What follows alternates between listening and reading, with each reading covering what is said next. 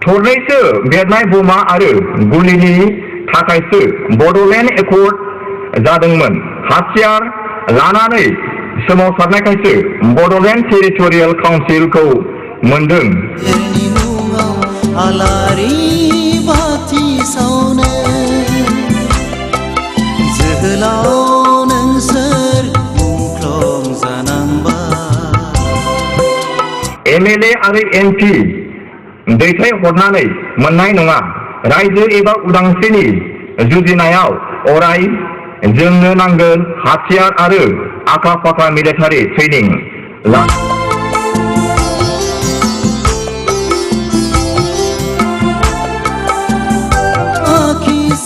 जोंनि सिबिनाय नोंसोर खोनायासै जोंनि होस्रिख्रावनाय।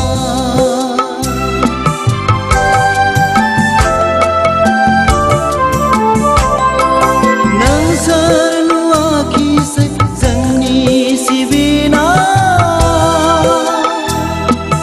नोंसोर खोनायासै जोंनि फैगौ मार्टियास 14 सेप्तेम्बराव जोङो खुंनाय जागोन। बे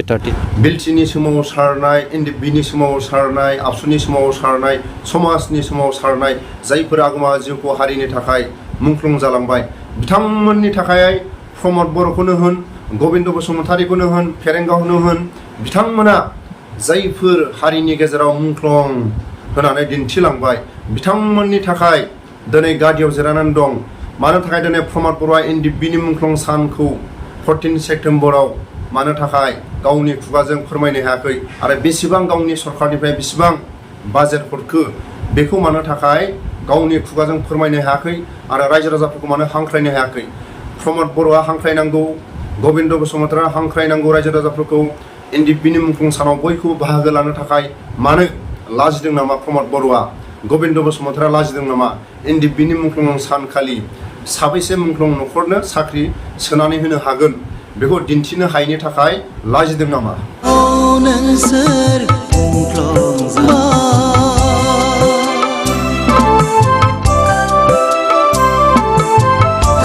नोंसोरखौ सिबिनो हादर अनफावरि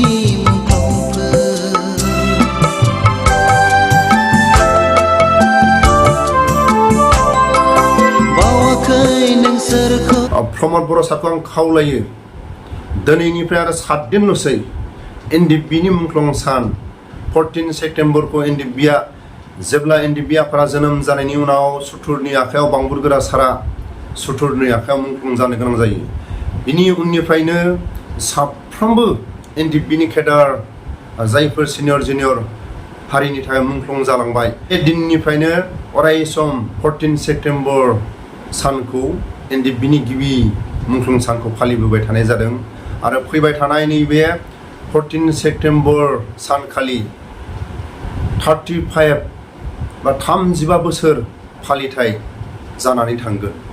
बे दिनखालि प्रमद बर'आ साबैसे मुंख्लं न'खरनो साख्रि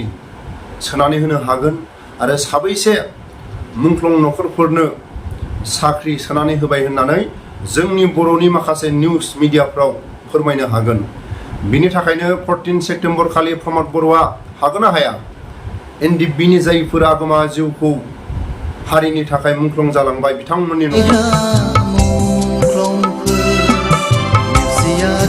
नोंसोरखौ दाबो जों नोंसोरनि मुङाव आलारि बाथि सावनो। आरो ओइदिनखालि साबैसे न'खरनो साख्रियाव सोनानै होनो हानाय गावनि खुगाजों फोरमायनो हागोन बेखौ नेनानै दं। आरो 14 सेप्तेम्बर एनडिएफबिनि मुंख्लं सान फालिनो थाखाय बेसेबां प्रमद बर'आ गावनि सरकारनिफ्राय बेसेबां बाजेट हरनो हाखो बेखौ मानो ससियेल मिडियाआव फोरमायनो हायाखै? मानो फोरमायनो हायाखै? जायफोर एककालीन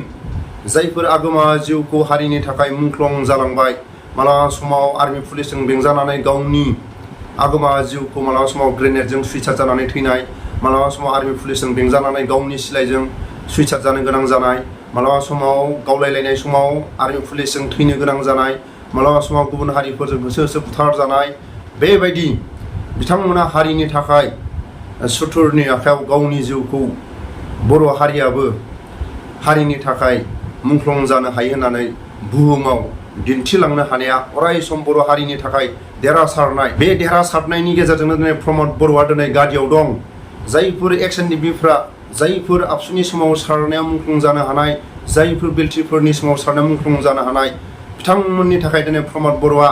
गादियाव जिरायनानै दं बिनि थाखायनो 14 सेप्तेम्बर बे सान मुंख्लं सान फालिनायाव प्रमद बर'आ बेसेबां बाजेट हरनो हाखो बेखौ मानो गावनि खुगाजों फोरमायनो हायाखै मानो थाखाय रायजो राजाफोरखौ गावनि खुगाजों मानो थाखाय हांख्रायनो हायाखै आरो साबैसे मुंख्लं न'खरनो साख्रियाव सोनानै होनो हागोन मानो फंसेबो ससियेल मिडियायाव बर'नि निउसफ्राव फोरमायनो हायाखै सोर मुंख्लं जानांबाय जिउ बावनांबाय मासिमायै नोंसोरखौ सिबिनो हादर अनफावरि मुंख्लंफोर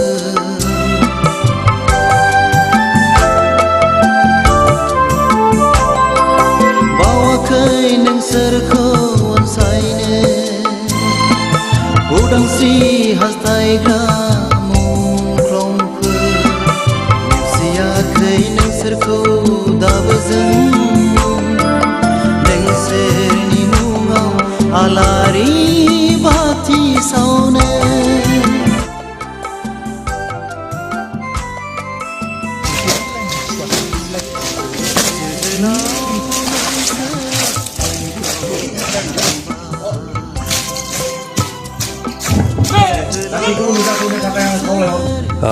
मार्टियास दे 14 सेप्तेम्बराव जोङो खुंनाय जागोन बे 35 बोसोर बे जाबाय आरो बेखौ नखर हादोर सोरजिनायनि सोमावसारनायाव दावहायाव जायफ्रा दुखु दाहा सैबाय आरो गाव गावनि आगोमा थै जिउखौ बावसोमबाय बिसोरखौ अराय सम गोसोखांनो थाखाय आरो बिसोरनिफ्राय थुलुंगा मदद मोननो थाखाय मुंख्लंफोरनि मुङाव आरो रायजो राजाफोरनो बावनानै बेखेवनाय जाबाय दुखु दाहा सहायनानै थै जिउ बावसोमनो गोनां जादों ब्रिटिशनि समनिफ्रायनो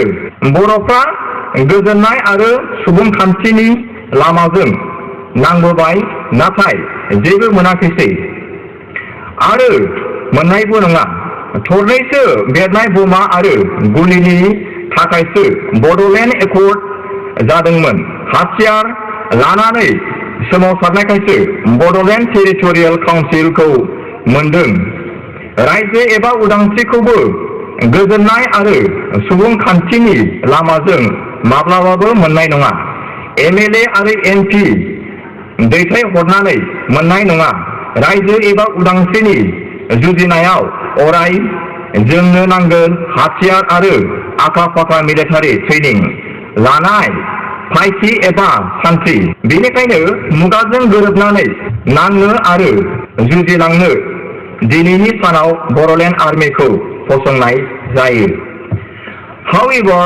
may be big, a nation cannot survive without a national organization and discipline, force of its own. बेनिखायनो बर' हारिनि गेजेरावबो हारियारि गौथुम आरो हारिनि रैखानि थाखाय अराय गोहो बोलो नांगोन बड'लेण्ड आर्मिखौ फसंनाया आंनि बिजिरनायाव बावजायसो जादों गोबां सिगाङावनो बर' हारिनि थाखाय जुजिनो डिसिप्लिन फर्स एबा गोहो बोलो नांगौमोन अब्ला बर'फ्रा दिनैनि बे अलखदाव गोलैनाय नङामोन गावनि हायावनो माइनरिटि एबा मोजोमसे जानांनाय नङामोन नाथाय दुखुनि गेजेरावबो रंजाथावदि बेटार लेट देन नेभार होननाय बाथ्रा बायदियै बावद्रायब्लाबो जों दिनै बर' हारिनि गेजेराव डिसिप्लिन फर्स बड'लेण्ड आर्मिखौ फसंनानै लानो हाबाय अरायसम थानांगोन आरो जुजिलांनांगोन बेनिखायनो बड'लेण्ड आर्मिखौ